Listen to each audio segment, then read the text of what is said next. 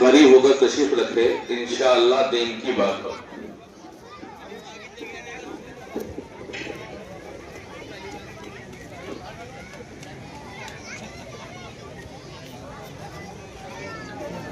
बिस्मिल्लाह अल्लाहु अकबर अल्लाहु अकबर अल्लाहु अकबर अल्लाहु अकबर अशहदु अन ला इलाहा इल्लल्लाह